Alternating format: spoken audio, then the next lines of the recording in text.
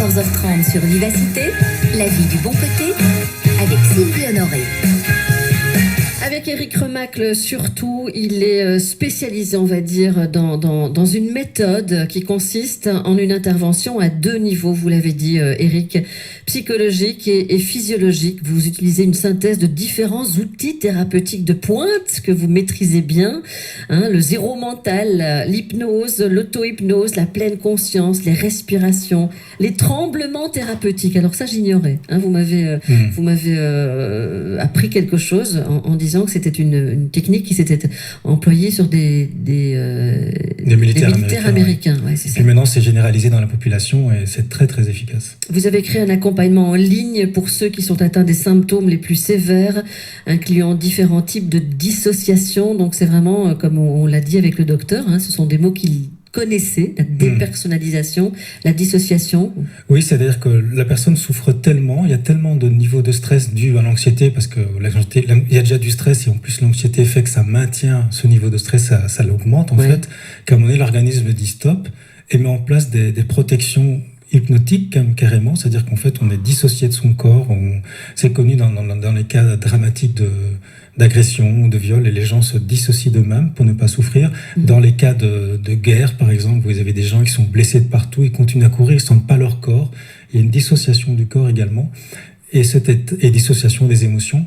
Et donc c'est vraiment un mécanisme de protection. Donc il ne faut pas lutter contre, parce que plus on lutte contre, plus qu'on s'agite et on s'inquiète par rapport à ça, plus on le maintient, paradoxalement.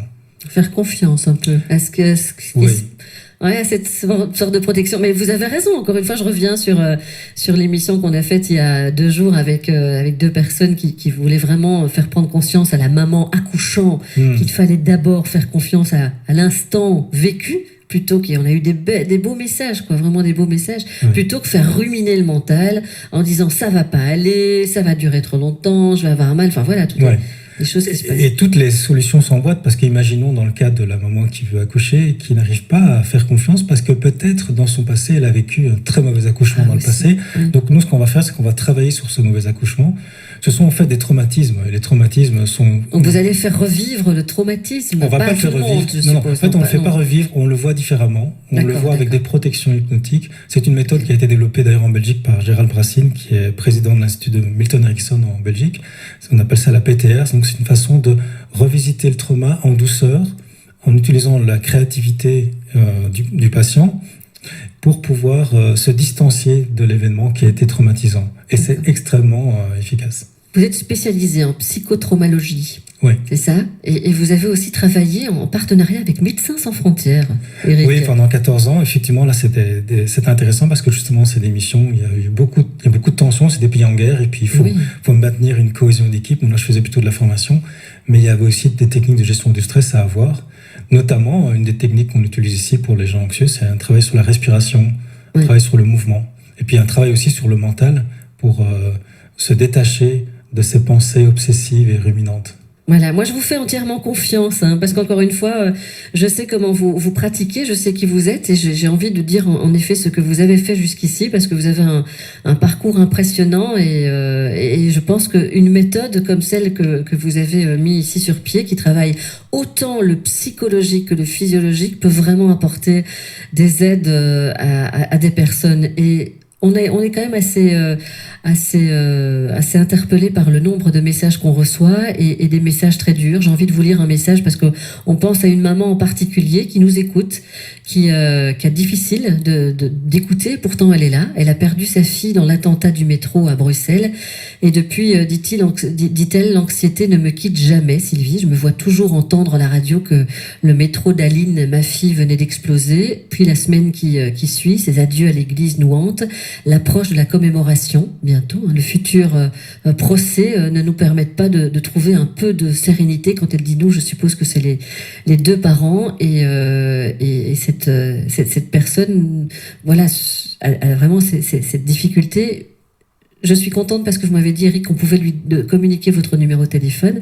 Bien sûr. Je crois qu'elle a besoin d'aide, et on peut comprendre. Enfin, ce genre de cas, est-ce que vous avez parfois eu des personnes comme ça qui ont perdu leur enfant, Oui. viennent vous voir, que vous avez accompagné? Oui, mais en fait, avec ce que je disais tout à l'heure, la formation que j'ai eue à l'Institut Milton Erickson sur la PTR, la psychotraumatologie, j'ai vraiment beaucoup de personnes qui ont vécu des drames incroyables, des violences, enfin voilà, ce genre des deuils, même pire parfois. Et il y a un espoir, et je voudrais vraiment le dire, et il n'y a pas que moi, il y a plein d'autres personnes qui utilisent cette méthode, qui permet en fait de sortir la personne qui est bloquée un peu dans le passé, qui est bloquée un peu comme un disque rayé, en rejoignant toujours la même scène, que ce soit des annonces ou des scènes qu'on a vécues. D'être ça, oui. Voilà. Oui. Et on peut vraiment, parce que c'est comme je disais tout à l'heure, c'est dans l'inconscience, la personne est bloquée, et au niveau neuronal, ça s'existe. On parle d'îlot neuronal, la personne ne sait pas sortir de ça. L'information n'est pas traitée parce qu'elle a été trop violente. Et donc, avec les techniques qu'on va utiliser d'hypnose, on va reprogrammer en quelque sorte l'inconscient, l'information va être traitée différemment. Ce qui fait que même la personne, si elle sait qu'elle est en train d'imaginer quelque chose en hypnose, elle est rationnelle, elle sait très bien que c'est une histoire qu'on se raconte, c'est une histoire qu'on crée. L'inconscient, ça va l'apaiser. Donc la personne pourra vivre mieux dormir, être moins anxieux, être en quelque sorte un peu plus détaché, de manière naturelle, et surmonter ce traumatisme. Ouais, je suis vraiment avec vous. Hein. Je m'adresse à la maman qui nous écoute. Je suis vraiment avec vous et merci de prendre le temps de nous écrire ça et de dire que vous nous écoutez attentivement. Un autre message, c'est Corinne de Châtelet qui nous dit: après les décès de beaucoup de membres de ma famille, un stress moral au boulot, je suis en arrêt maladie depuis 1 an. J'ai un traitement, mais depuis plusieurs mois, je dors énormément. Et je n'ai plus vraiment d'envie dans tous les domaines. Je suis suivie psychologiquement, mais j'ai l'impression de régresser. J'ai l'impression en tout cas de pas avancer. Je suis assez exigeante avec moi-même. J'ai peur de prendre des décisions, de peur de me tromper, car je ne le supporte pas. Est-ce aussi de l'anxiété, cette anxiété dont vous parlez? Oui, alors j'entends là qu'il y a aussi un épuisement général, et puis à cette anxiété, et comme on voit en thérapie brève, elle s'exhorte, elle le dit elle-même perfectionniste, elle s'exhorte à ne pas être comme ça, et plus elle va lutter contre son épuisement, elle ne veut pas être comme ça, plus elle risque de générer encore plus d'anxiété. Donc l'idée, c'est d'abord d'accepter effectivement que le corps est épuisé, d'avoir des techniques pour retrouver de l'énergie, nettoyer, comme je disais, les tensions qui ont été accumulées dans le corps. On peut utiliser aussi des techniques de respiration qui sont très puissantes, par exemple la cohérence cardiaque, que j'utilise beaucoup, oui, ça aussi, qui permet effectivement de retrouver un apaisement, et puis laisser le corps se reposer, c'est très important. Se connecter à la nature pour réincarner son corps, réincarner ses sensations. Là, on retrouve un petit peu les idées de la pleine conscience, et quitter cette agitation mentale. Donc, par exemple, se donner un délai de dire, voilà, j'accepte que pendant les 3 prochains mois, les 6 prochains mois, je vais vraiment prendre du temps pour moi. Quelque part, le corps nous invite à le faire. Et si on ne le fait pas, ça va aller plus loin, ça va aller parfois de manière plus grave, des problèmes de santé qui nous obligent de toute façon à prendre une pause.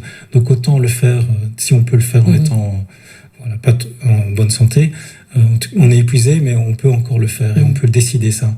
C'est vraiment une invitation que j'insiste là-dessus, que je lance ça, oui. Une question de Marie-Christine, important. Elle dit: quid, Sylvie, quand l'anxiété conduit au TOC? La méthode convient-elle aussi? Alors, les TOC, en thérapie brève, on a des très bonnes méthodes pour contrer les TOC, mais je dirais que les TOC, ce sont des symptômes finalement qui sont... après, vous avez une multitude, une kyrielle de symptômes qui vont apparaître parce que le corps est en état de stress, le mental s'agite, la pensée devient obsessive sur n'importe quoi. On peut développer aussi des phobies sur n'importe quoi. Et c'est pas trop sur ça qu'on va travailler, c'est surtout sur les causes. Et souvent, quand on travaille sur les causes, les personnes, tout d'un coup, relativisent d'elles-mêmes, utilisent leur logique. Elles avaient la logique avant, mais elles n'arrivaient pas à relativiser. Et donc, les phobies peuvent diminuer ou les TOC peuvent diminuer. Et puis, si ça ne diminue pas, on peut travailler spécifiquement, effectivement, sur ces symptômes. Et ça peut partir aussi assez rapidement. Bon, il y a du répondant, hein, ça je peux vous dire, sur la page Facebook et par SMS, mais beaucoup de personnes qui sont dans l'émotion et qui ne souhaitent pas en parler.